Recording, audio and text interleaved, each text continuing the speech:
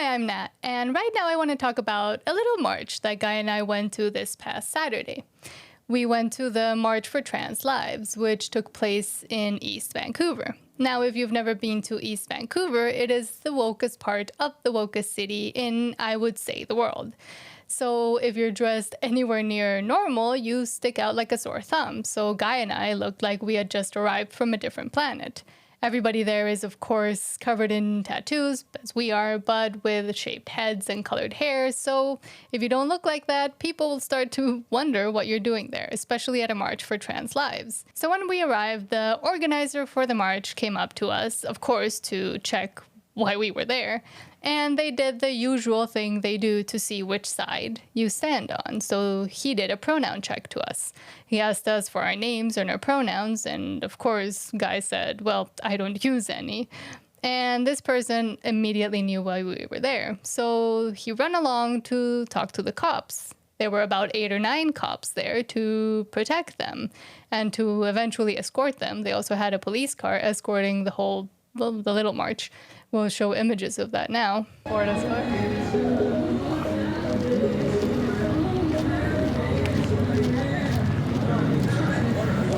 And so this person went to tell the cops that we were not with them, essentially. And we were just filming with our cell phone to just report. We weren't there to interview anyone, really. We just wanted to see what was happening and maybe show the world if there were any egregious things going on. Now, fortunately, there were only about 2 children there at that specific march, but later at the event they arrived at, well, that's a different story that I'll get into in a little bit. There was also a cameraman there, and while I haven't been able to find a report on any of the main news sites, it is interesting that the person organizing had to let the cameraman know how and when to follow them and where they were going. It seemed like the cameraman was sent there essentially as a contractor, and he had no idea what he was doing there, but somebody hired him to be there and document this in a very specific way because the organizer was telling the cameraman specifically how and what to film. However, we were there filming whatever and however we wanted to, and there wasn't much they could do because we weren't even trying to interview them or really speak to them. We just wanted to observe and report, which is why I think maybe some of them thought we were maybe undercover police or sent there by a group, but no, it was just Guy and I that decided to go once I saw this event advertised on Twitter. And right before the march set off, a special guest made an appearance. When the organizer started to play a clip over the speaker, I really had to hold in my laughter because I started to recognize Michael Knowles' speech that he made at CPAC a few months ago. We need to have a reminder of why we are here today. In dealing with transgenderism, it is all or nothing. If transgenderism is true, if men really can become women, then it's true for everybody of all ages. If transgenderism is false, as it is, if men really can't become women, as they cannot, then it's false for everybody too. And if it's false, then we should not indulge it, especially since that indulgence requires taking away the rights and customs of so many people. If it is false, then for the good of society, and especially for the good of the poor people who have fallen prey to this confusion, transgenderism must be eradicated from public life entirely.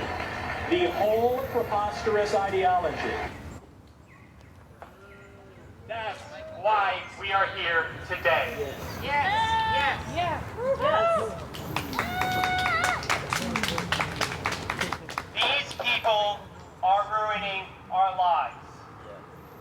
And it is time to stand with everyone in our community to face all their words with the truth that we are strong, that we are together, and we're not going away.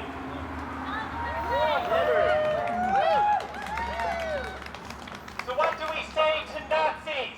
We're still fucking here. What do we say to TERFs? We're still fucking here. And we will keep being here, no matter what they do to us.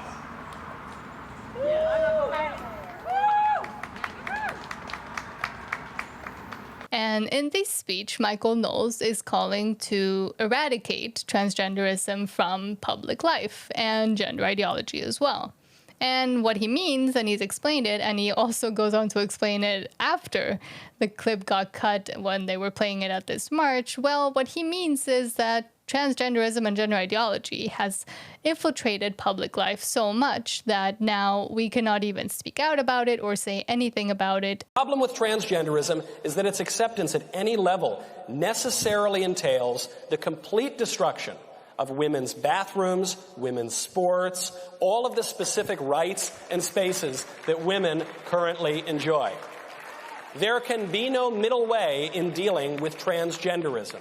It is all or nothing. If transgenderism is true, if men really can become women, then it's true for everybody of all ages. But it is funny that Michael Knowles, after that speech, essentially lives rent-free in a lot of these activists' minds, because they chose to misrepresent what he was saying. The clip that they played at this march was cut, so there was a big chunk of it missing. And, well, after that, they just set off on their way and started marching, so we started following them, just filming. And throughout the march, there were several times when we got the finger, we got people kind of yelling at us or trying to engage us, but we weren't really there to engage with anybody. Now, I could speak about specific trans activists that were there that I recognized, Nicholas Sperling, but I don't want it to become like an insider baseball kind of thing, because it doesn't really matter. All the activists are essentially after the same thing. But it was interesting that we were essentially playing a mind game with them, because they had no idea why we were there. They were curious, and they really wanted to know where the footage was going to go. So much so that at one point, an older lady came up to us and started asking us just who we were with, if we were going to publish this anywhere, whose side we were on. And we said, we're just here to document. Oh, just personal use. We film a lot of marches around the city. In a positive way? In a negative way? Just in a documentary. We don't pick a side, we just show it. Where do you show it? All over. Like in which platforms?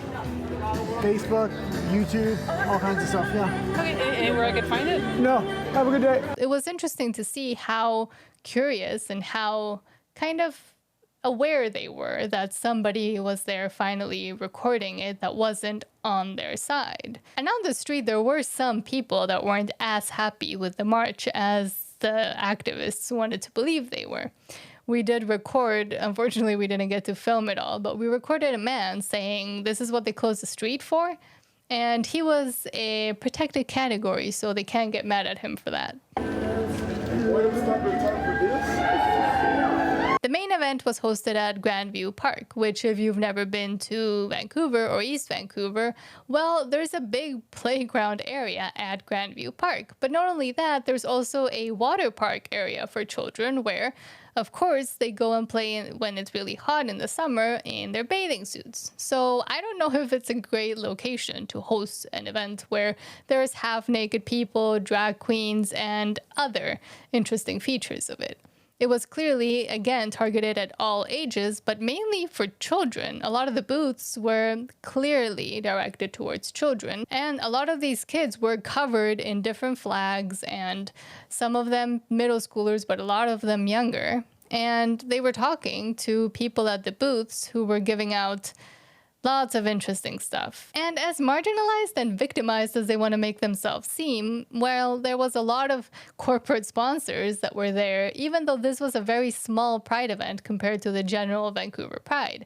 That's because it's organized by the same organizers that organize Vancouver Pride and most of the Pride events around the city. So, for example, Walmart was there. Of course, Bud Light was also present, TD Bank, and a lot of other corporate sponsors. And it's really ironic because at the entrance of the whole event, there was this guy in a beret handing out the Communist Party of Canada manifesto for Pride.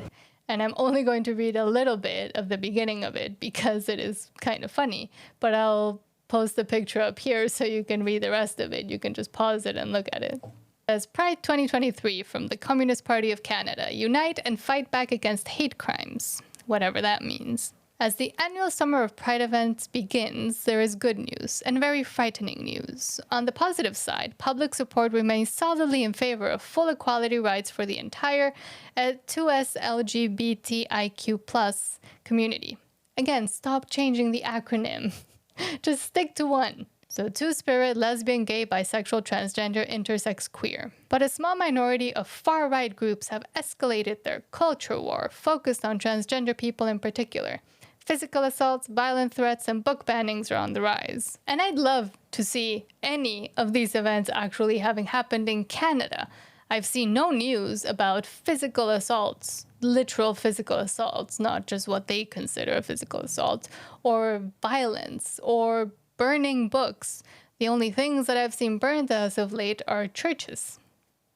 Their broader goal is to roll back generations of hard-won gains towards social and economic justice, reproductive rights, gender equality, and diversity. And what these people always misrepresent is the actual purpose of people standing up against what's happening now. Because the rights that were won, like marriage equality in Canada years and years ago, I don't think anybody's really standing up against that, especially not in Canada. It is about the grooming of children, the purposeful addition of children into a lot of these events, the purposeful transitioning of children who cannot consent to what is being done to them, the purposeful erasure of women and women's spaces and protections for women in the name of a man in a wig with a beard that decides to wear a dress one day. And we do plan to go to the main Pride event that happens here in Vancouver, but that's not until August, because here in Canada, we don't just have a Pride month, but we have a Pride season, at least according to the official Canada.ca website. So we'll have to wait until then. And we do want to interview some people on that occasion, but for this March and for this event that we went to, we think it's a good strategy just to go without really having to talk to anyone. We were not provoking them, so there wasn't really much they or the police could do to us, because filming on a public street is allowed, and they decided to hold their little events in public places. So just going there and recording it and having them wonder why, and why do people care so much, well, maybe that'll get them thinking too. We don't always have to be confrontational and yelling, because at the end of the day, if two people just keep yelling at each other, we're not going to get anywhere. But if they're wondering why more and more people are starting to show up at events where before they could do anything they wanted, and now people are wondering, well, what is it that you want to do, and why do you want to do it in secret, maybe that'll get them thinking too. For now, thank you for watching, and I hope you have a great rest of your day.